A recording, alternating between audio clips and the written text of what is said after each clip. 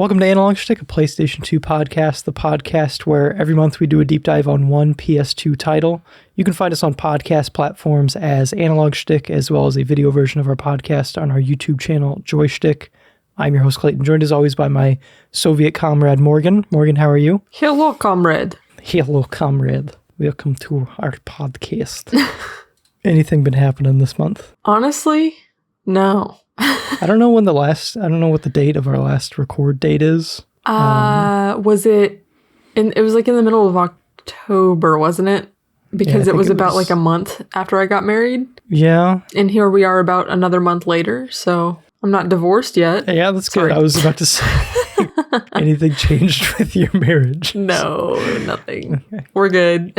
Have you gotten more settled? Yes, I would say the biggest day-to-day struggle is, well, not even day-to-day struggle. My biggest weekly struggle is meal planning, because for whatever reason, I just tend to super duper fixate on dinner time, and I forget about lunch food. And so lunch is always a toss-up. It's who knows, man? I don't know. We both aim to make dinners that provide leftover lunches. I don't really make lunch other than maybe Saturday or Sunday, obviously. Yeah. Because I just take leftovers to work and eat those, and Claire does the same. I think the problem that Sage and I are having is he does not like most leftover. I have yet to figure out what he wants out of a meal, I think. Mm-hmm. But also he doesn't seem to like a lot of leftovers, and I can be kind of picky about leftovers because there's some things after you reheat them, it's this is not even remotely the same as it was the first time I ate it, and it does not taste good, and the texture is wrong. So it's kind of finding foods that give you good leftovers. Yeah, I mean, obviously anything with bread is a bit of a toss-up. Right. Most of our pasta and rice dishes fare pretty well. Yes. In the old microwave, which is the bulk of what we cook in the Instant Pot. So our Instant Pot usually generates 6 meals. Okay. On average. Yeah. So that's 4 leftovers for us. So that's the majority of what we bring to work. Okay, the system that we've been working on, that I've sort of pioneered going forward.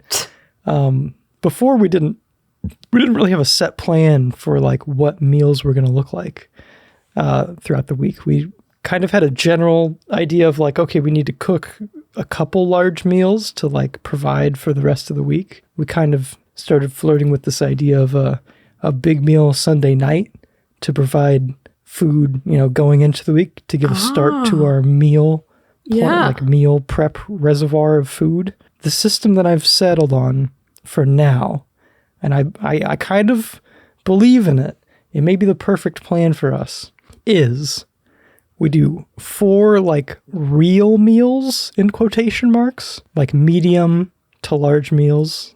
Ideally 2 large meals, 2 medium meals, large being 7 or 6 meals, medium being 4 or whatever. Mm-hmm. So there's 2 leftovers from that, or 4 to 5 from the other one. And we do those real meals on Sunday, Monday, Tuesday, Wednesday.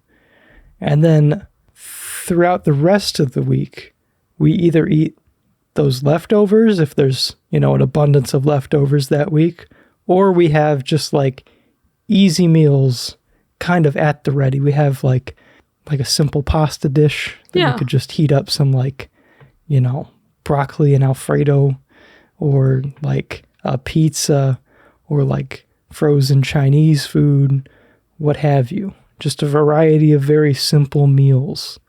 And I believe in this. I think, put my stamp of approval on it. I think it sounds like a good architecture you've built around your meal planning. How long did it take you to figure that out? A while. Okay. A month. Okay. Not a month. How long is it? How long have we been married? More than a month. Yeah.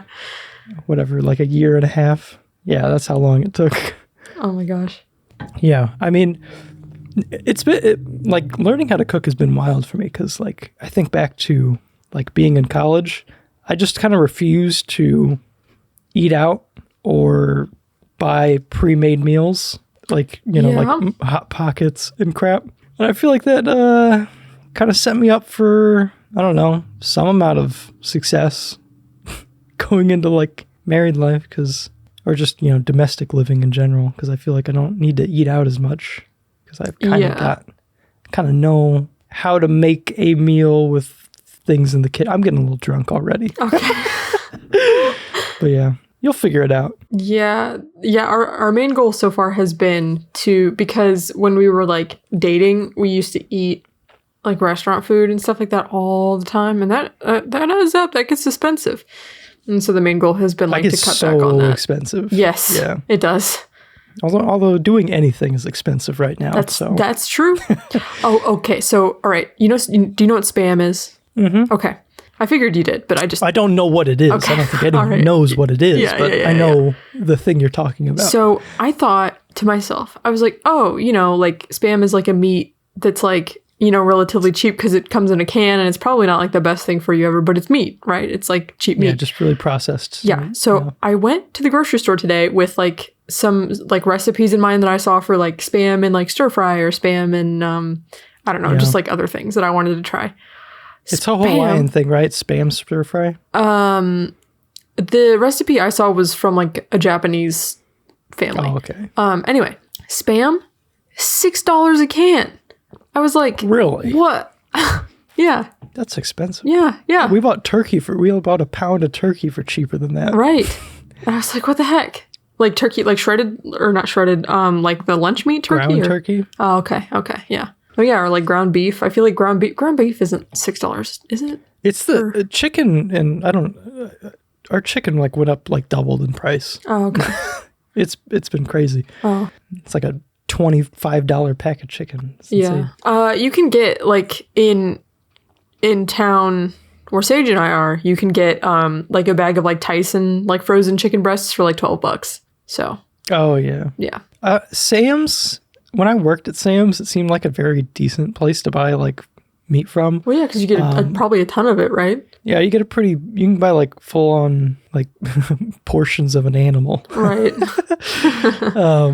The deal that always seemed to blow my mind at Sam's Club was you could buy a pork loin, which, for pork chops and such, for like $9, like a whole ass pork loin. And I'm like, this is a lot of meat. For $9? For not a lot of money. Well, also, though, you have to take into account when it was you last worked there and the inflation and everything. Yeah, that's since then. It's probably like $40 now. Yeah, sure. Money didn't mean anything back then. Right, yeah. Before we dive headfirst into like the story and our opinions on the game, I'm going to hit you with a little bit of background info. Yeah. A little bit of background information. Do it. Developed by Spark Unlimited and Cujo Entertainment and published by Activision, Call of Duty Finest Hour marks the first console installment of what would become one of the biggest brands in all of gaming. Released on November 16th, 2004, Call of Duty Finest Hour was received somewhat well by critics, with a Metacritic score for all platforms hovering around the mid-70s. Despite the lukewarm critical reception, Finest Hour was a massive commercial success. It's currently, I think that rating that we had for Jack and Daxter, when we were kind of referencing stuff, this is the same rating. It was ranked the 41st best-selling game of that generation. Okay. So, pretty big deal. Oh, I didn't look into whether or not, I'm curious whether Call of Duty 2 or 3 if it outsold it, yeah. Better than this. Yeah. I would hope so, because this game's not great. Okay. The development studio, Spark Unlimited, was founded in March of 2002 by former Medal of Honor developers. So this is kind of like it's almost like Call of Duty as a franchise is just kind of like thematically, as well as like the people making the game is just like straight from Medal of Honor, which is, I always kind of knew that, but I guess it was the studio. What was Medal of Honor? Because I genuinely don't know. It's just a Call of Duty, not Call of Duty, I meant World War II shooter. Oh, okay. Okay, got it. Yeah. I assume it's based on like historical events in the same sort of way that Call of Duty is, like historical setting, events, battles, but like fictional plot lines and stuff. Okay. Yeah. Which is formula for the Call of Duty World War II stuff. Right. Spark Unlimited was a privately held company with a total of 5 games under its belt before it shut down in 2015. Call of Duty Finest Hour was their first and best received. They didn't make a ton of amazing games. I think Lost Planet was the only other one that I recognized from that list. There's a lot of 60s and 70s on or like 60s and 50s, I think maybe 40s. Yeah, they just couldn't quite hit the mark, I guess. Yeah, which, I mean, I like to think that, the reason this game is a little janky is somewhat because of the time, but yeah, this game was not incredible to be their best game. But yeah. The first Call of Duty game that I ever played was on the Xbox 360. It was Call of Duty 2 by Infinity Ward. It was a game that came with the secondhand 360 that I got. And it was also the first M-rated video game that I ever played. And I felt like I needed to hide that I was playing it from my parents, even though they legitimately could not care less. Was it M-rated because of, like, violence, or was there, like... Because you had guns and you were shooting guns. Oh, okay. I think shooting guns at people and they die gets you an M rating. Does it? I think. Okay. All right. Interesting. Especially in like a realistic setting, maybe in like a cartoon. Cartoon violence. Get away with it. Yeah. Yeah, maybe you're shooting like robots or maybe aliens. Oh, that's better. Okay. Was Halo rated aliens. Oh, it must have been. Just for the sake of comparison, that's only why I'm bringing it up, because... let me look it up. Well, it's alien violence. I mean, it's kind of... The first one is like kind of... I've only played the first one. It's kind of gory in some ways. Yeah, it's rated M. Okay. At least according to Google Images. Okay. I think if you have a gun and you're shooting people and you got like, soldiers around you that are dying, that's an M rating. Okay. I think in general that's going to be... Gotcha. Although, was Uncharted rated M? It was, wasn't it? Or was it T? Hardly anything gets rated T anymore. Uncharted Coover. Oh. Uncharted 3 is rated... Uncharted 2 and 3, at least, I see are rated T. Okay. That's... Wow. It's apparently not violent enough. He's a mass murderer. Yeah, I know. Too. That's wild. All right. Anyway... Finest Hour. Right. Or Call of Duty in general. Do you have any experience with Call of Duty? Like, I know that's almost like a weird question to ask, but have you even played a Call of Duty? No, I've never. This is my first one I've ever played. Holy shit. Yeah. The first one. Yeah. The only thing, let me think. I played... The only game I played with like similar structure and like vibes to this one, I guess, which might be like a crazy comparison to make, not crazy, but anyway, Battlefield 1. Yeah, similar vibes. Battlefield 1 is World War 1, right? Yes, it is. Mm-hmm. Honestly, the structure of that campaign, did you play the campaign or just the multiplayer? I just played the multiplayer. Okay, yeah. And I was a medic, so that's all I did was I just stabbed people with needles. Oh yeah, just like World War 1. Yeah. The campaign of that game is similarly structured, if I remember right. Yeah, see, that's what I kind of remember. Jump around. Yeah. And then the only, I think, the only like first person shooter, like with the campaign that I played, I think is Halo, like the first Halo. And that was only like a year or two ago. Hang on a minute. Yes. Did I hear that right? The only first person shooter campaign you've ever played is Halo? Yes, I think so. How is that possible? Well, you played GoldenEye. No, I didn't play GoldenEye.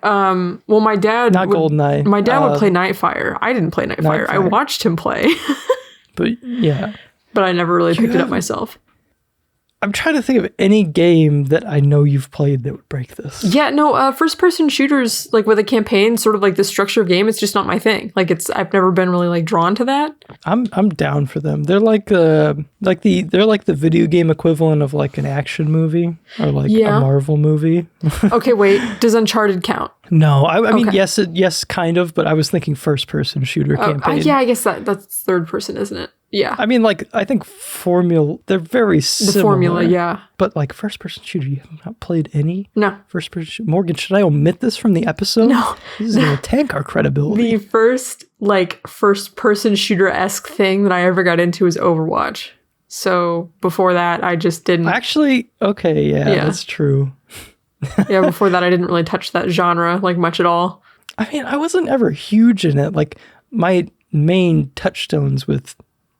first-person shooter stuff was Call of Duty. Okay, gotcha. So, yeah, I've played what? I think the first Call of Duty I played, was Call of Duty 2, but like just burped a little bit. But going forward, it was like I would play like not secondhand, but like I would buy like the discount, couple-year-old Call of Duty on my 360 for like a while. So like I think whenever we were in 8th grade, Call of Duty Black Ops came out. And I remember like that was roughly the age where like people in our grade were like fairly active in like liking Call of Duty. Yes. That's when I remember it. But I was still on like Call of Duty Modern Warfare at that point, like playing the old stuff. I remember there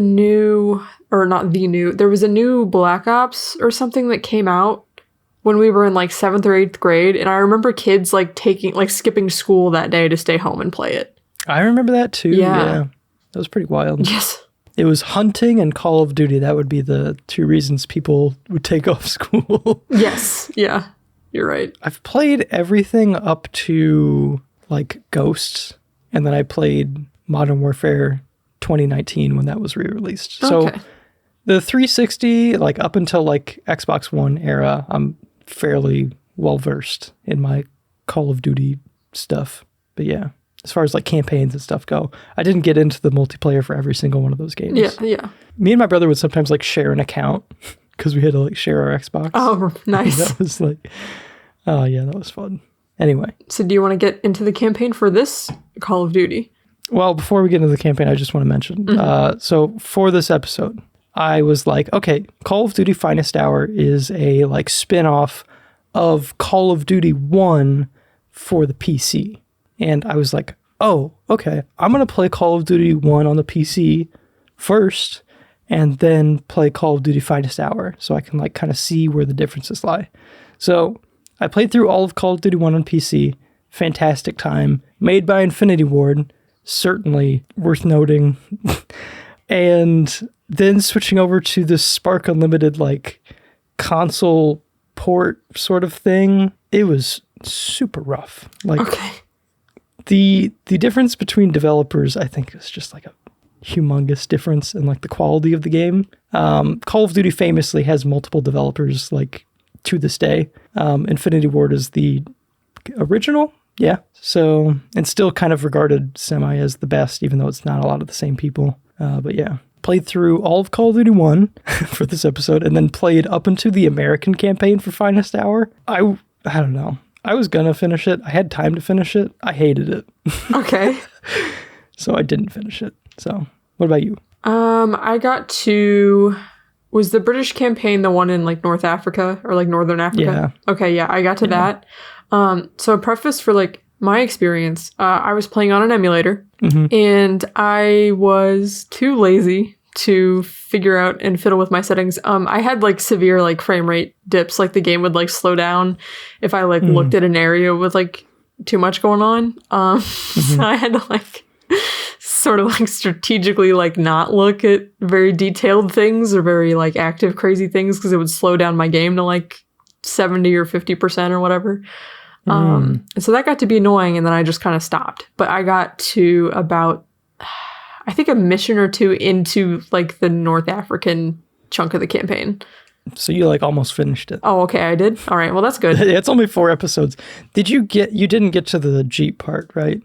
The Jeep part. I remember seeing Jeeps in like a cutscene, but I don't think I drove one. Yeah. Okay.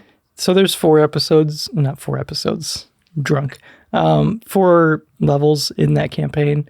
There's the first 2 where you're kind of working to blow up the like fuel depot, and then one where you're in a Jeep.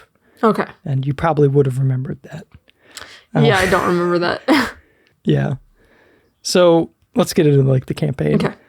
For those unfamiliar with the typical structure of like a Call of Duty World War II campaign and just kind of the general campaigns at this point, they are usually broken up into a handful of storylines split between like a couple different characters and usually spanning multiple branches of military, like, I don't know, organizations / countries. And for World War II, that usually means that you're going to play with the American, British, and Russian armies. And usually a couple different soldiers throughout each of those.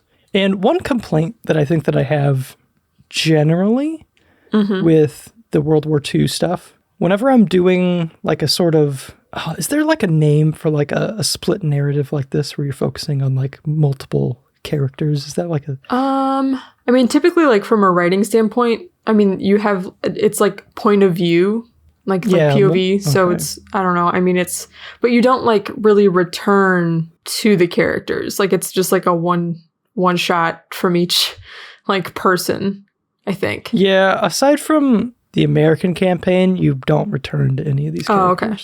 What would that be called? Like Game of Thrones and stuff. Like, is there a name for that? Yeah, multi-perspective or multiple perspectives. I'm trying to remember if Game of Thrones is written from first person. It's not. It's third person, and then I think each chapter is the title, like, or the title of each chapter will tell you who the POV character is. You're right. Yeah. Yeah. Anyway, this is not a Game of Thrones podcast. No. So we have like 3 separate campaigns in this game, which is similar to, well, exactly the same as, well, not the same campaigns, but the same structure as Call of Duty 1.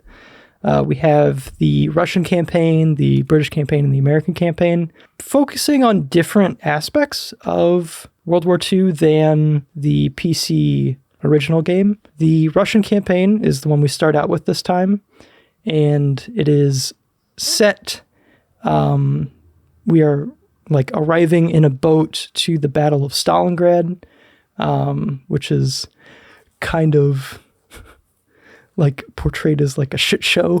Yes. Just like rolling up and our officers are like shooting people that like people on the boat are getting shot, I think. Yeah. Like there's some people who like try to jump and the officers start shooting at them. It's pretty wild. I think that's a pretty common thing throughout all Russian campaign portrayals on like Call of Duty World War II, because it was the same thing in the PC version. What are they just like, yeah, these guys don't have their shit together? Like, is that what they're trying to say? Okay. Which is like true to life in a sense. Like I'm pretty sure they were like genuinely sent in there without guns. Like you'd send in 2 people, one of them had a gun and one of them would pick it up when they died. Yeah. And stuff like that. And I think that they did shoot people who like retreated and like tried to desert and stuff like that. Jeez. But I think that that's kind of common across every... Yes. Well, like in the US, we had like draft dodgers where if you got caught, like you would get in big trouble, you know? Mm-hmm. So I think that I think World War I, they shot deserters as well, like on the, throughout multiple European countries. Oh, okay. So I think so. I mean, there's one point on the American campaign where that is a threat. They're like, what the hell? We can't go in there. And he was like, that's a direct order. You're going to make me shoot you or something like that. And it's like, oh, this is kind of like, casual. Would you rather I shoot you or would you rather this like German shoot you? Pick. In the PC version, there's one mission where they were like I don't know, I might confuse some of these, but I'm pretty sure this was the PC version, where like with the Russian officers were like, only step forward. If you step back, you will be shot. So I'm like, okay, let me step back, see what happens. And then they just light me up with machine gun. Oh, wait, really? Oh my gosh. Yeah. That's so funny. It's pretty funny. But yeah, kind of portrayed very similarly across like what I remember of Call of Duty 2 as well as the first Call of Duty, where it's just like, it's just wild on the on the Russian side of things. I was actually kind of like, keep in mind, this is my first Call of Duty experience, so don't like come at me and be like, oh, well, this game is so much better, blah, blah, blah, because I don't know. I'm dumb. Anyway, I was like pretty impressed by like the soundtrack and like the visuals for everything for like the opening. It was very like theatrical, but also felt like wow, this is like chaos and like a hot mess. Like I felt that. And I thought it did a good job of like setting the tone of like, hey, this is what war is like and war is messy, sort of a thing. Oh yeah, the music's great. I thoroughly thought about like putting a music section on this, but after our ATV discussion, I decided maybe music doesn't need its own segment. Yeah, that's every fair. podcast. After we couldn't explain basic musical terms or just like, we can't speak the lingo. Sound make me happy. Yeah. But yeah, it's like very like moving and like patriotic, even though I'm not Russian. Yes. I think that's a common theme throughout most I think people really like these early Call of Duty soundtracks, or scores. Yeah. But yeah, we start off as Private Alexander Sokolov. Sokolov? I don't know. Yeah, I don't know how to speak Russian sounding. I'm drunk. Okay. But yeah, so we're like working our way through this shit show. Eventually we have a gun and we like pick it off of someone who died. Our sergeant gets sniped, and then we kind of fall under the wing of a female Soviet sniper named Tanya Pavolony or whatever. Yeah. And when they introduced her, I was so shocked because I don't remember if it was like a Battlefield or something that introduced like female characters or something, like female soldiers, and all the gamer boys pissed and shit their little pants about women being in a video game. And then I saw Tanya, and I was like, holy shit, they're already been done doing that. What are we so mad about? Mm-hmm.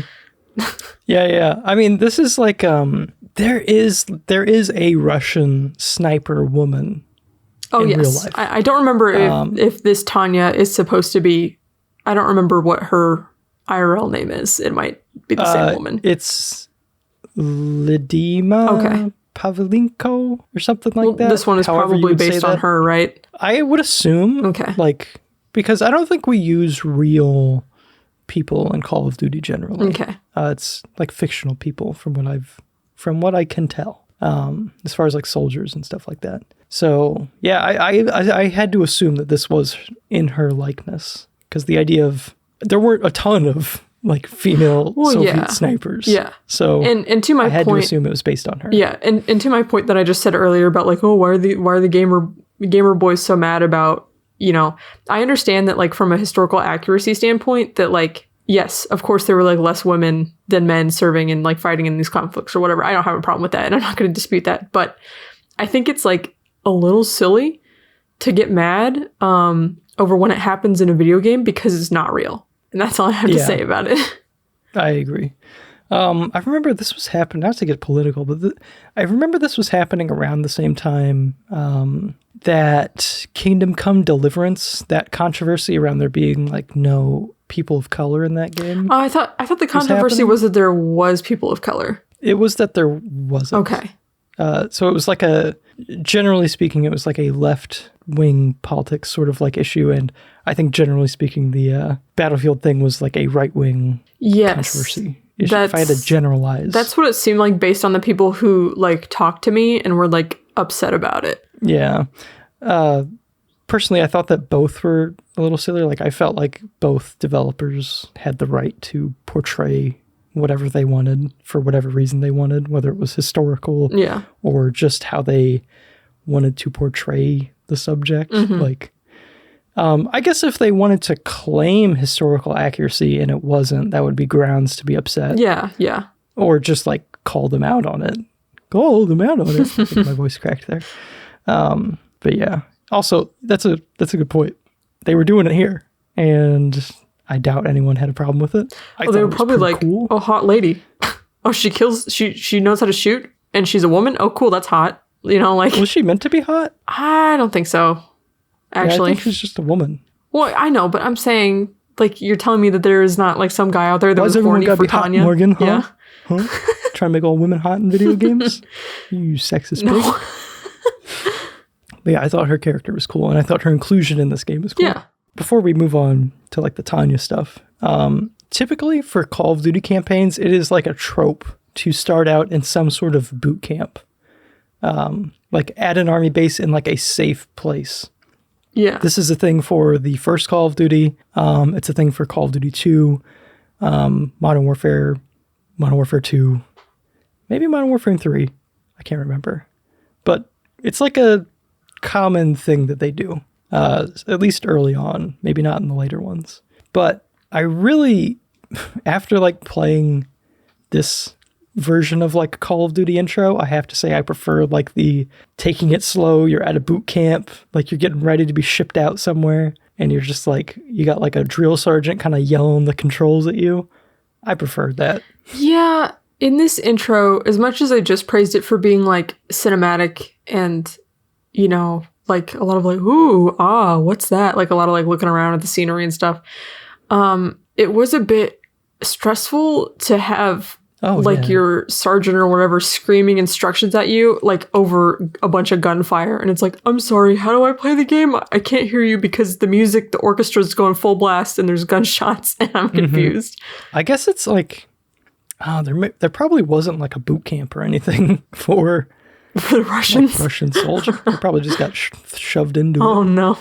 So, but that could have been like an interesting little like mission 2. Like mission 1 is like the sort of structured introduction, and then you just get shoved right into like a bunch of horrible stuff happening. Yeah. So that could have been interesting. But yeah, going forward with like Tanya, you go on like some sniper missions. You play as her eventually as well. You're in like the sewers, just kind of like causing trouble for German people. And eventually you meet up with a tank crew where you kind of take over their tank major or whatever the tank driver person is called. Yes. Nikolai Bandov. I'm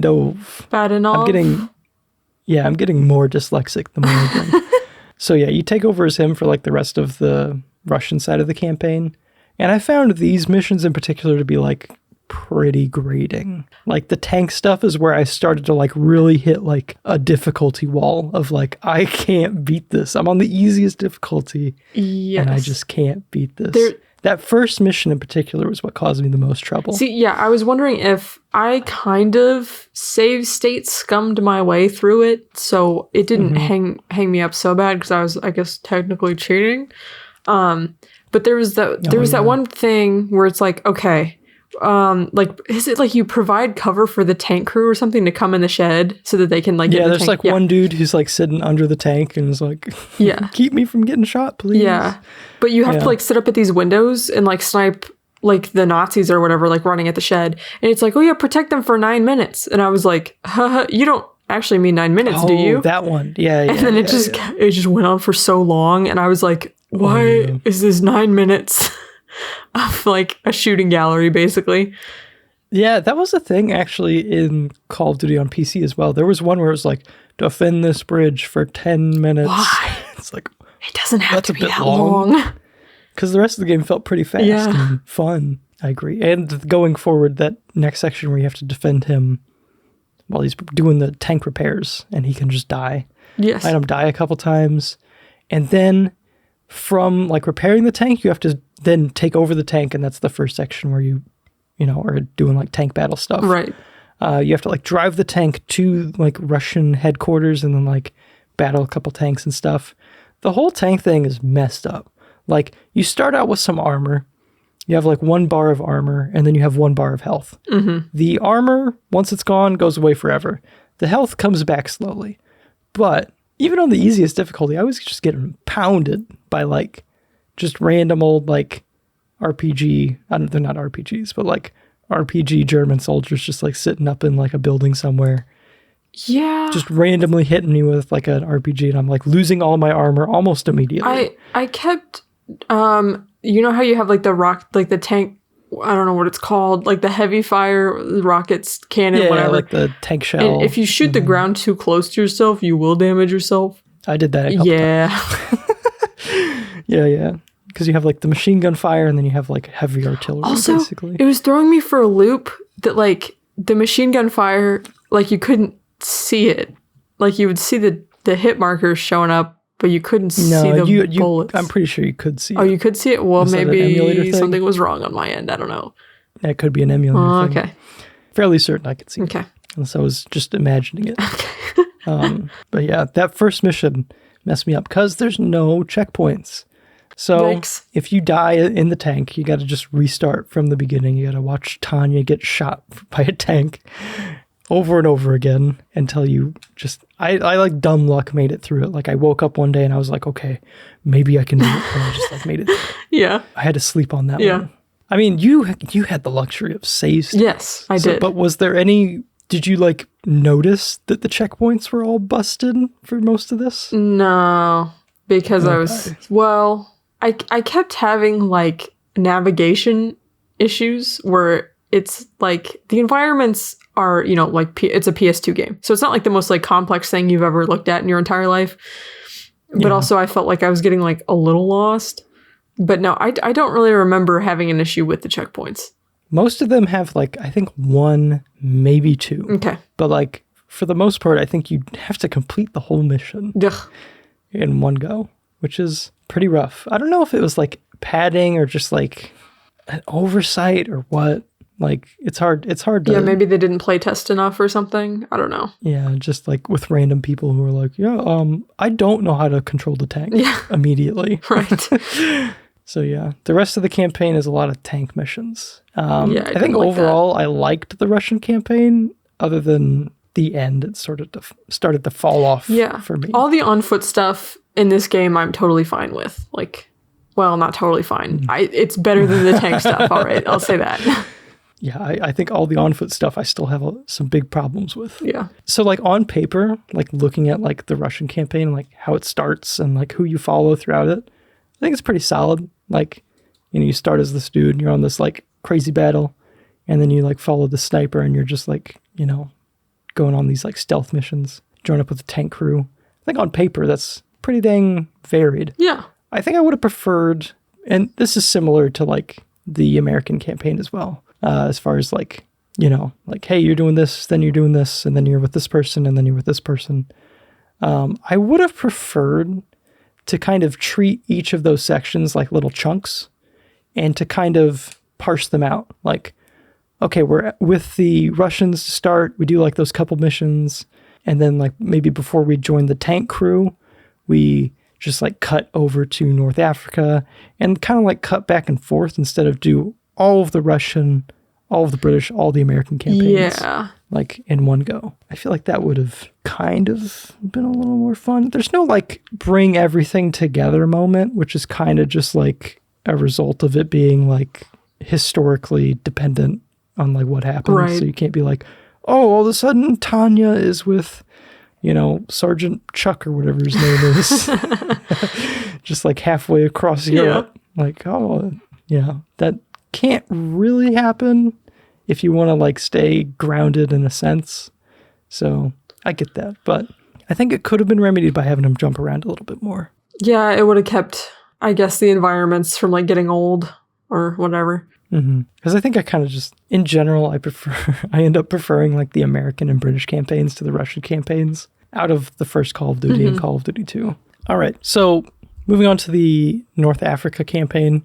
This focuses on a group of British soldiers. British soldiers. Yeah, it focuses on a group of British soldiers during an operation known as Operation Torch in North Africa. I'm not going to redo that. It's just going to be how it is. Which is kind of like a little bit of a more obscure side of the war that I'm not like a World War II historian or anything, but like I didn't know that there was like any sort of front happening in North Africa. I don't know what they were doing down there. Like, what they're doing? Yeah, what are you doing down there? Huh? I think Germany kind of expanded towards like the tip of Africa, and that was sort of like, from what I looked at, this was sort of a there was a good bit of like allied nations involved in this, but I think it was British, Americans. There was another one, but I forgot. Were the Australians there? I feel like they might have been. Any World War II historians? I think Australia and India might have been fracking around in there. I don't know why I said it like that, but they might have fracking around in there. But yeah, they were kind of fighting off the German, invasion there, I guess. And we are playing as Edward Carlisle, who is under the command of Sergeant Starkley, voiced by Brian Johnson of AC/DC fame. What?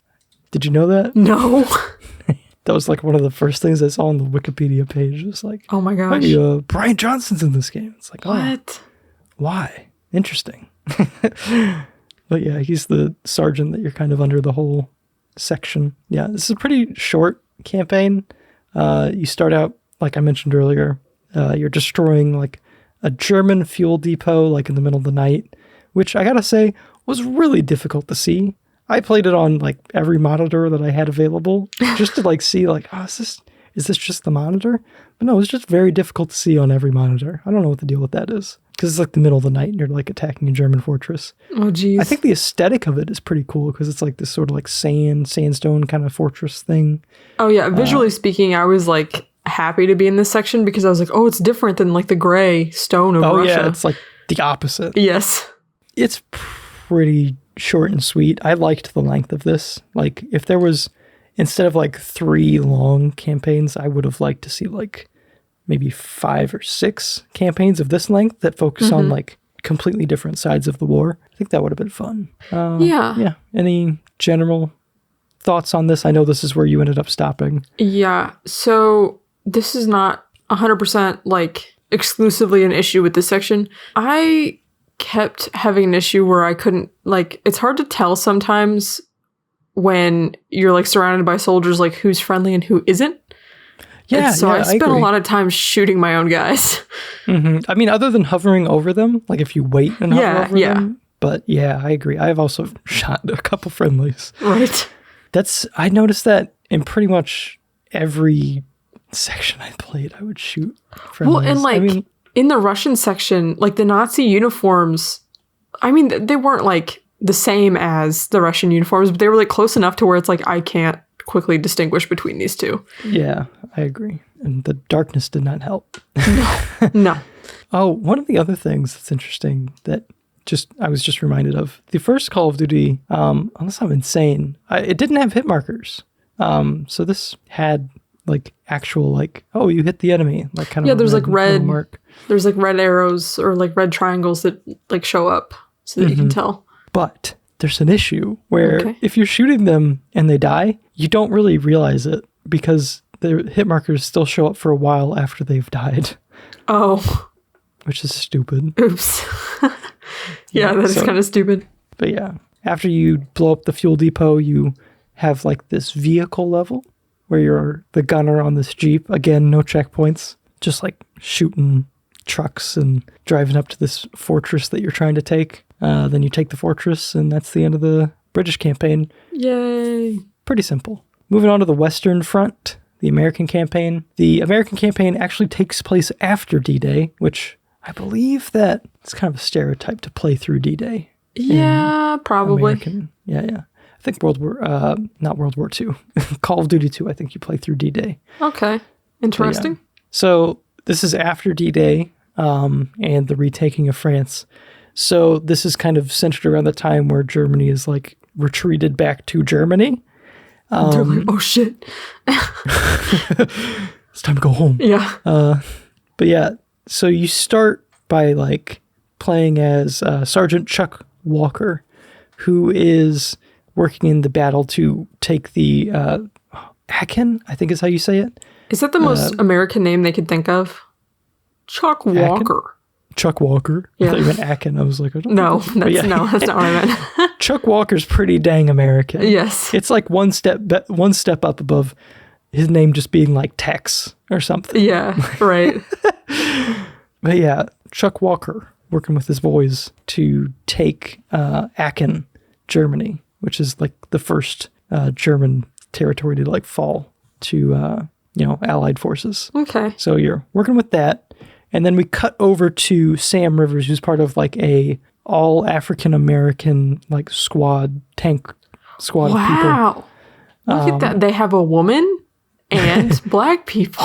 Again, I'm pretty sure this is also historically accurate. Yes. Or at least referencing a historically accurate aspect. Well, hey, of the good war. for them. Yeah. Yeah, historically accurate and inclusive. Jeez. Yeah. Look at that. What the hell's going on here? But yeah. Time to piss and shit my gamer pants. Sorry. I'm out of gamer underwear. But yeah, so we play as him for a couple missions. Again, in a tank, kind of puts a damper on the whole like excitement of playing as like this unique storyline and everything. Yeah. Fight that bad boy. I got to mention, I didn't play up until this point, so I stopped like towards the beginning of the American campaign. Oh, really? Okay. So I didn't get to him. But after you finish that section with Sam, they join forces, and you're back as Chuck, but you're like paving the way for Sam and his tank squad to like get through Germany, which is kind of like a bring it together moment, but like but just like with the last two dudes, yeah. Yeah, it's just consolidated to like the American side. Like if the Avengers happened, but only the guys from the last two like Marvel movies showed up. Yeah, it's just Iron Man and Hawkeye. Yeah. But yeah, so they join forces, they make it through there. The final mission is capturing a bridge that would kind of allow Allied forces to like push further into Germany. So it's a pretty pivotal part of the war, and they kind of hype it up to be such. And that's how it ends. It's the classic, throwing the American flag over the bridge you just captured, and then all the boys come through. Because this is probably American propaganda. I mean, I wonder. But yeah, I mean, it feels very hoorah, America. Pat yourself on the back. Yeah. All right, boys, let's pop a cold one and head home. Our job is done here. We've saved the world again. Yes. Yeah, sort of, I think I touched on this before. Let me see. Overall thoughts on the campaign. Yeah, like I said before, would have liked to see like the campaigns broken up into smaller chunks and kind of spread around more. So you like pop in on Soviets, then America, then British, and then like back and forth to the other nations and military groups. But yeah, that's kind of difficult based on the subject matter. Any overall thoughts from you?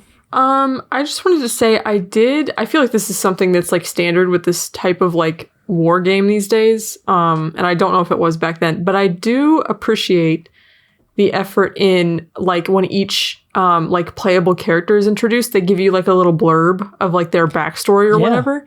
And it doesn't like really have anything to do with the actual gameplay. And like, there's not, since you're swapping between these people so quickly, you don't like get that emotionally attached, and there's not like a ton of like character development.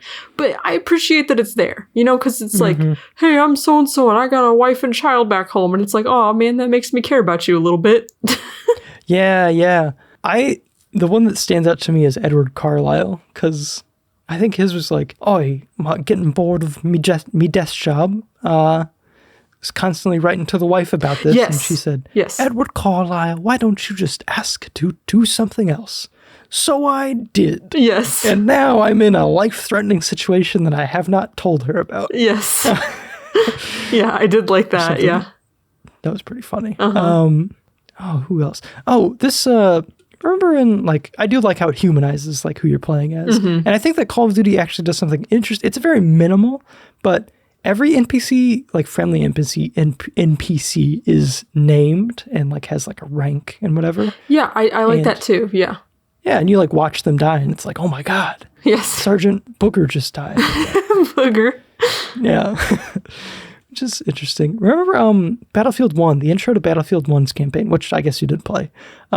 It starts... I might have to just look this up to make sure I'm not talking out of my ass. It's like, I think from what I remember, it's like, okay, you play so-and-so, right? You go through like a chunk of like fighting, and it's like the imagery is like really like graphic, and it's like violent and confusing and disorienting or whatever. Then that person dies. Then you switch to another person, get their backstory, go through all this like crap, and then you watch them die. And then you switch to another one, and it shows like, it makes you understand like, damn, everybody in war has a life of their own, and that like ends because of people in governments making decisions, and that kind of sucks. Yeah, it's pretty artsy, because it's like, yes, it's like name, date of birth, date of death, and they're all like the same dates of death, right? Yeah. But then it does the thing where it's like, and then with the good old American boys gonna ride up in there, put up a flag, go home, drink some beer, whatever. That's not an American accent. I don't know why I talked like that. It's like they're rolling up to Vietnam. Yes, yeah, the Vietnam War movie music. Are you drunk too? Are you drunk with me? I've been drinking sparkling grape juice, no alcohol in it, supposedly. I don't know. It's fooled your mind into thinking that you were intoxicated. Yeah. It has. But yeah, did you have anything else to say, generally speaking, on the campaign? No. I think that it captures, like the campaign is not the issue I have with this game. We'll get into the issue right after this. But I liked it captured the spirit of Call of Duty, I think, for the most part. Like, I could have done with a little bit less tank levels. I'm not a big fan of the vehicle stuff. Yeah, no. Or at least to the extent that it was used in this game. It's not the best. The real problem is checkpoints and gunplay, which we'll get into. I think if you had to rank, well, I guess you didn't get to experience the horrors of the terrible checkpoint system. But I think that I found the gunplay to be the biggest issue for me. I kind of took a while to like put it into words, but I'm curious if you like had any initial thoughts on why it felt so bad. It just, I think it's because I've been spoiled by, I guess, a game like Siege, where the gunplay is very like a bit fluid, and it's like, ooh, I can lean around corners, and I can, you know, the aiming feels more precise, and like this just felt very slow and clunky, and I don't feel like I was horribly inaccurate, but also like I think the fire button was mapped to, was it RB. R1? Yeah, R1, RB, yeah. And I was playing this with an Xbox controller. And the Xbox like bumpers aren't as, they're clicky, and so firing with a clicky button constantly is very annoying. Yeah, it is. There were a couple options to like mess around with it. There was one where you could shoot with the triggers, but I think that messed up some other stuff and made it feel all weird, so it wasn't really worth it. Like you would enter stuff with the like R3 or whatever. Oh, weird. Like, clicking on the yeah, it was dumb. Also, there was something about, I don't remember what button crouch was, but there was you could like run around, you could crouch, or you could lay prone. And for some stupid reason, something about like having to hit the same button multiple times or like whatever was like messing with my mind. And I kept going prone when I didn't mean to. And just getting blown to smithereens all the time. Yeah, they figured this out in later Call of Duty games. You just have toggle between standing and crouching. Yes. And then you hold the same button to go prone. Yes. See, that's what I was wanting to do, but I kept messing it up because I'm used to that from like Siege. Yeah. Yeah. I think that's been, I don't know who started that, but that's pretty widespread across right. any game with going prone and crouching and stuff. And also like, I never understood the benefit in this game of like crouching or going prone because there was not really any need to, as far as I can remember. I believe that there's an aim benefit, and also with some weapons you can like mount them to the ground. Oh, okay. Yeah. Okay. Just a couple though. Yeah. It's generally stupid. The AI is pretty dumb. Like it's dumb, but it's still hard. Well, I don't know. Yeah, because it's like, hey, I'm in a giant tank, and the enemy AI is like, we're going to run straight at you. And it's like, what do you think is going to happen if you run into a tank like that, man? Mm-hmm. It's like this, it's like equally like two sides of a coin here. It's like they're stupid, they run at you, they're dumb, they can barely aim at you sometimes. Mm-hmm. But also, if there's a machine gun, oh, you're fricked. Posted up somewhere, yes, and you just stick your pinky toe out there, they will see that from 10 miles away and just annihilate your ass. Yes. Those miniguns, actually, that was probably one of the most frustrating things to me because it's like, it was just too unforgiving. It's like, you gotta give me, because, and like, you wouldn't even get like a warning of like, oh, hey, there's a minigun posted up there. Like, I would just walk around the corner, get like half my health drained in like 2 seconds, and I'd run away and be like, what the hell? Yeah. There's a section in like the end of the Soviet campaign where you're rushing like this communication tower, or I think. Yes, and I remember this part. Yeah, it's like you have to run through machine gun fire. Yes. And also, like, your friendly guys will like run out there and get like just get obliterated. Toasted. And but then they just like tank it and keep going. And it's like, what? Mm-hmm. How? There was one section, I think it was a glitch, but he was just getting lit up. He was getting Swiss cheesed from just like this machine gun fire, but he wouldn't die. Yeah. I think maybe he was like an essential NPC or something, so he couldn't die. But he was just like getting constantly shot. Like his arms are wiggling back and forth. Yeah. He's like, ah. Yeah. So that aspect of the AI is pretty wild. Mm-hmm. Similar to that kind of like weird dichotomy of the AI being dumb but also like oppressive. The shooting in this game, to me, I didn't adjust I tried to mess around with the sensitivity and stuff. There's like a slow, normal, fast sensitivity or whatever it's called, or low, medium, high or whatever it is. None of them felt right. I settled on the medium sensitivity, which is what it starts you at. And it somehow felt too fast, but also like a slow at the same time. Like I couldn't turn around fast, but I could not properly aim at people.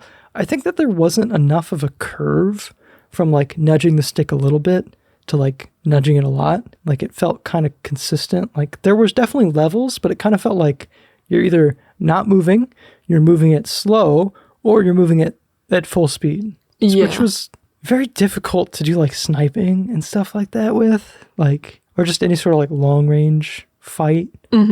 That coupled with some of like the muzzle flares on like the Thompson and like some of those other like submachine gun type weapons, it's just impossible to aim down sights basically, because you just have like this huge fireball in front of your face and you just cannot see anything. And then you're like, did I kill him? I can't tell. I can't see. That's insane. Yeah. Recoil control is very difficult when you don't have like fine movement. So I just kind of like hip fired mostly and just hope they died. That was my strategy. Yeah. How did you feel about the waypoint system? Because I did not like it at all. So yeah, the way the waypoint system works is it's like a compass in the bottom corner of your screen. There's no like geometry or geography like displayed on it. It's just like checkpoints, like stars and stuff. I don't think I ran into any issue with it. Is there a specific level that you are referring to that was like confusing? It felt like it would sort of update weirdly. Like I could never tell if it was like, oh, this check marker is like your destination, or if it was like, oh, this is the way to the path that will take you to the destination, if that makes sense. And then there was it was like the very first like thing after the tutorial section where they're like, oh, go take go run through the trenches and take out these like bunkers or whatever that are on top of the hill. And it felt like they were updating weird, and so I couldn't quite tell where I was supposed to go. I do remember that being weird. I got the shit shot out of me because I didn't know I was supposed to hide in the trenches, and it was hard to tell like where, like what path I was supposed to take to get into the trenches, and it was a whole thing. Yeah. I do remember that one feeling weird, but also that reminds me that like some of the vertical, like if you were ever in a house vertically, I think the checkpoints would get messed up. I don't believe that there was any indicator to be like, hey, this is the right position for this thing, but it's below you or above you. Yeah, I don't think there was anything like that. That doesn't happen incredibly often.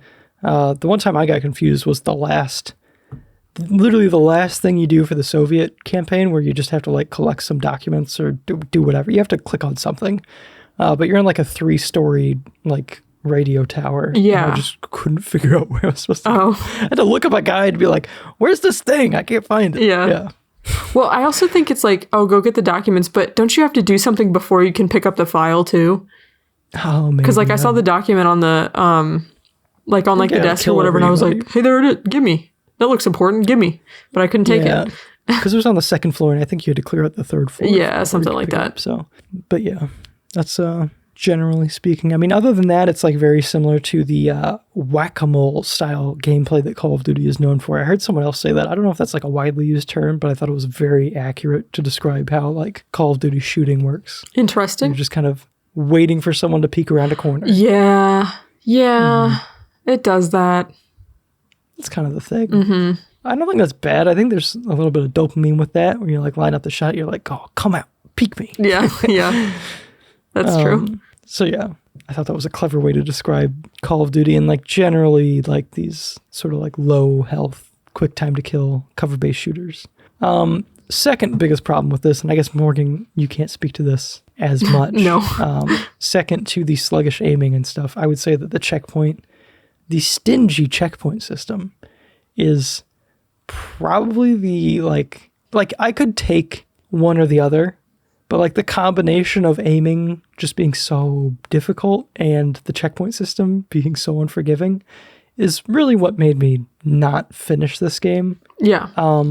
Because even on the easiest difficulties, like having unforgiving checkpoints and just like, you know, the occasional like insta-kill situation, it's just like, it's so painful to get set back like 8 or 10 minutes.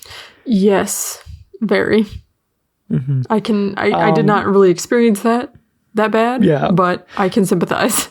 Breakdown was definitely the first level that really tested my patience, which is where you're repairing the tank. And then you have to drive it. So the first tank mission. But then like later on the final sort of like, fighting on that airport for the Soviet side, there was a section where you're just like on the runway as some planes are taking off pretty late into the mission. And if one of those planes like runs into you, you get instantly killed. Oh. Is that the one where it's like take out they start with an S, the Stukas or something like that? Yeah, the Sukas. The Sukas. I wasn't paying very close attention, so when I saw that like instruction, I was like, what the hell's that? What does that mean? It's the planes. Like Russian slang. Yeah. Yeah. I died like, I think 3 times to the plane hitting me, which granted, everything after the second time, or the first time, was my fault. So, but yeah, that was like towards the end of the level, and I just like, I think it was like literally like I had to drive a little bit further, and I was done with the level. I had to go through like the entire thing again. So I got very familiar with that section of the game. Yeah. I remember you texted me about it, and you were not happy. Yeah, I don't know what I said, but I was infuriated. You were irate, yes. Mm-hmm. How do you not put checkpoints in your dog shit game? Yes, yeah. I was very much like a Call of Duty player in that moment. Yeah. Moving on to the characters, our last section. I just wanted to mention a couple of the notable characters here. We mentioned all of these previously, but Tanya, I really loved her character, and I kind of think Call of Duty doesn't do like, hey, we're going to focus on this one character sort of thing. Maybe they do now, but like for the World War II stuff, they didn't. It was very much like a wide war effort thing. I feel like her, as well as Sam Rivers, the African-American tank squad leader. Yeah. I feel like both of these would have made for really interesting like side games or something. Yeah. Like if there was like a spin-off. Yeah, like a spin-off that focused on just them. Yeah. That'd be pretty interesting. Yeah. I remember the point where like Tanya's in the building and he gets like shot with a tank and crumbles down. I was like, oh, Tanya! Mm-hmm. Yeah. Like, I was like, no, I actually kind of liked her. I was like, did she die? I was like spectacled, but I'm like, I guess she died. Yeah. But then she comes back pretty quickly after. On a gurney or whatever. Yeah, she's on a gurney. Call her she's in. like, oh, I'm fine. Those bastards didn't get me. With her southern accent, even though she's Russian. Yeah. You can't say bastards without those bastards. Whatever. Bastards. That's the best I can do. Bastards. Yes. Yes. All right. Let's move on to the recommendation section of the game. Unless you have any other character you want to shout out? No. Okay. So, this game was only released. I desperately looked for a PC version because I was like, I'll play this game if I can use a mouse and keyboard, please. But it is only available on PS2, Xbox, and GameCube. Sad face. Yeah. It's available through emulation. I wonder if there's like a PC, like mouse and keyboard converter to like, I don't know. Probably not. I have no idea. Probably be all janky anyway. But yeah, would you recommend this game emulated? Like you said you had some trouble with it, but is it still I think I didn't like check it for any like forums or anything of people like with recommended like configurations. You could probably get it to run better than what I was dealing with. I mean, granted, the game did not run great on PS2. Yeah, that's what I also kind of wondered. I was like, this seems like a lot of like, so typically speaking from what I think, I don't know, I could just be talking out of my butt, but how I think about it in my brain is like, okay, if this like game was not optimized super well for the PS2, those issues, those like optimization issues will be exacerbated on an emulator because the computer is already having to work hard to emulate. So I don't know. Okay. I don't know how true that is though. I could see it. I mean, it ran okay for me. Nothing that I was like, this is breaking. Yeah. But it was like, this isn't going great. Yeah. Or like, would it get like, I don't know, a little bit like framey for you sometimes if like there was a big thing that happened or... I did have one crash, which was abnormal. Actually, 2 crashes. I had one crash during loading and then one crash. Interesting. During like the end section of one of the levels. Okay. Which was awesome. Love that. Yeah. I was thrilled when that happened. Had to put down the game for like 2 days. Seething with rage. Yeah, just seething. All right, Morgan. do you recommend this game? I don't think you're missing much. Okay, unless you're like, I want to experience every Call of Duty game, then no. Mm-hmm. That's my like. If you want, if you want to play it, like, I'm not going to be like, oh, it's terrible. I mean, it could be better. It's not the worst thing ever. We've seen worse. I think if you want to experience every Call of Duty game, then if you can make it through this game, you can make it through all of them. Yeah. Like, past this, it's mostly a breeze. Yeah. So I say as if I know, because I've never played any other ones. we will play 2, because I wanted to play this game because I really like 2. Yeah. And 2 is much better. Okay.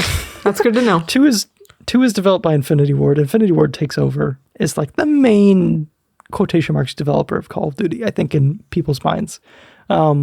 Spark Entertainment, they have nothing to do with Call of Duty past this. Okay. So, yeah. I think it goes Infinity Ward for Call of Duty 2, and then they bring on Treyarch to start like being like an on-off developer. But they make Call of Duty 2 Big Red 1, but then they also make Call of Duty 3, and that's everything for the PS2. Okay. There is a later game that's like ported back to PS2 that's kind of poo-poo from what I hear. But like, as far as like games of the PS2 generation, we have 1 from Infinity War and then 2 from Treyarch. Okay. Unless I'm mistaken, and Call of Duty 3 was only on Xbox 360. I believe that it's on PS2 though. Okay. But yeah, generally speaking, for me, I do not recommend this game like at all. I think you're safe to skip this and go straight to Call of Duty 2. I think that if you wanted to discount this game as an actual Call of Duty game in your head canon, you should go for it. Because it's pretty rough, and it's not developed by the same people, so I think that it's not something you have to play. Yeah. If you are an extremely patient person, you love World War II, you have, I don't know, a tolerance for like super terrible control schemes and like early shooters and stuff like that. Or if you have nostalgia for it for some reason. Nostalgia for it. Yeah, I think that, there's probably a lot of people that do have nostalgia for this game. It's sold very, very well, so I could totally see that. But outside of those qualifiers, I don't think that this game has much for you. Yeah, maybe. I would say emulator with the checkpoint system, but you still got to deal with the controls. Yeah. It's a pass for me. I think it's one of the worst games we've played. I don't know. I'm still kind of reeling from some of the launch lineup. Yeah, launch lineup was bad. Oni was bad. Oni was worse than this. Oni was so bad, dude. Oni had an interesting sort of, yeah. Yeah. I don't know. Oni had a lot of potential. Yeah, well, that's not the same thing. Potential is not the same thing as like what it actually is. Yeah. I think that I enjoyed this game more than Oni. Yeah, you're right. Yeah. I did too, for what it's worth. So out of the games we've actually played, this is only second worst. It's pretty decent. We've played some garbage. Some stankers. Yeah.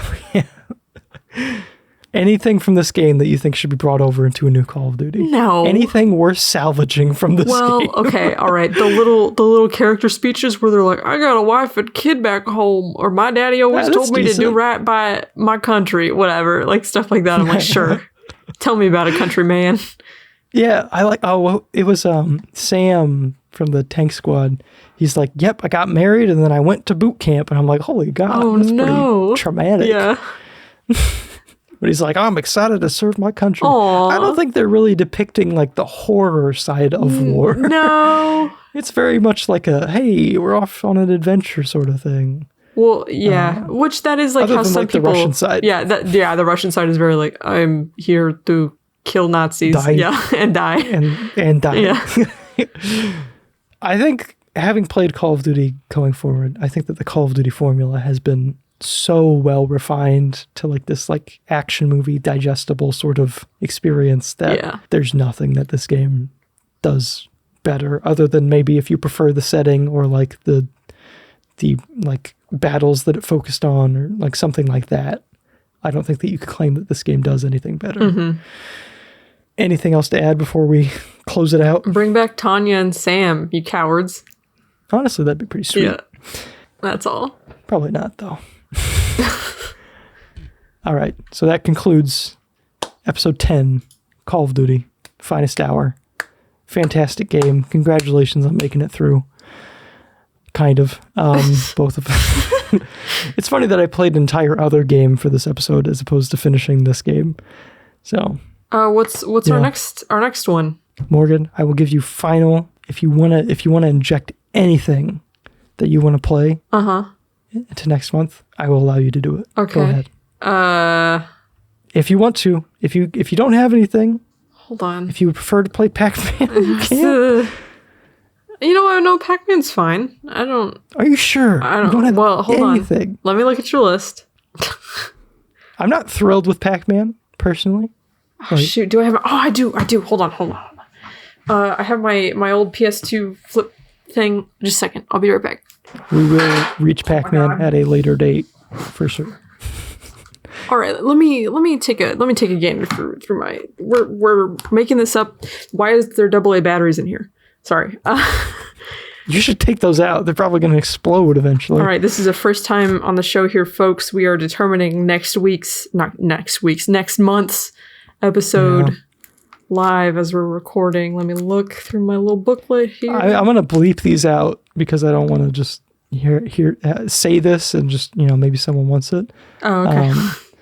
So we are going to have time. This is January 1st episode. So we have from now until I think the deadline for like when we would have to record next month's episode would be like December 17th. Okay. So we have like a solid month. Okay. You know what I want to do? I want to do TMNT, the movie game. Okay. Yeah. I was expecting you to say like Jack 2. No, God, no. I would not do that to you right after this one.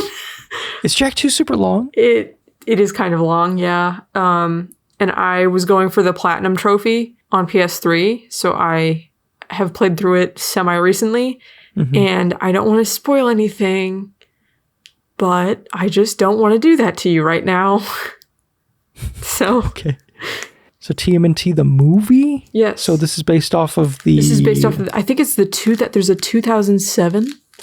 I think it's 2007. Yes. This is copywritten for 2000. This disc is copywritten for 2007. TMNT. Made by Ubisoft. Movie. Yeah. It's 3D animated. Yeah. We could even watch the movie if you wanted, so that you would have context. Oh, I do remember. This is when they changed the art style to be like... It's a little bit grittier. A little gritty. Yeah. I do remember this. We could play this together, right? Yeah, we could. Yeah. We might have to try that because this looks... Although I'm seeing like multiple screenshots from I think different TMNT games, but it looks like a co-op thing. No, it's not. Never mind. Yeah, it's not co-op. Looks badass. TMNT. Yep. Platformer, lots of jumping, hopping around, that sort of thing. Jumping and hopping around. Yep. Okay. All right. Sounds good. Man, they look so docile in some of these like animated variants. Yes. Compared to this one.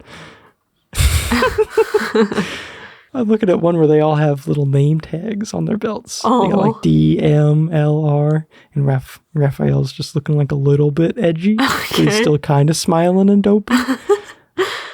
All right. TMNT the movie, the game. Yes. Right. We will play big budget PS2 games at some point. Sure. Yeah. We've been saving those until we like get into the swing of things and know what we're doing a bit better. Oh, yeah. Yeah. So, yeah, that's everything for this episode. Like, follow, share, do anything to support the show. We do appreciate any sort of reviews, comments, feedback in any sort.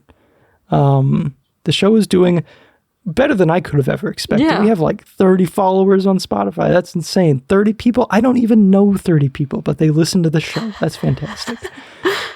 We're almost past 1,000 downloads overall, I think. We might be past 1,000 like listens if we include like YouTube numbers, but actually I think we definitely are. Yeah, a lot of people checking out the show.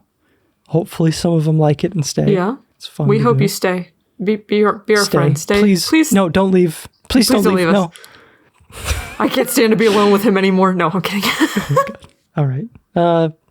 Yeah, that's it. All right. Thank you for listening. Goodbye. Goodbye.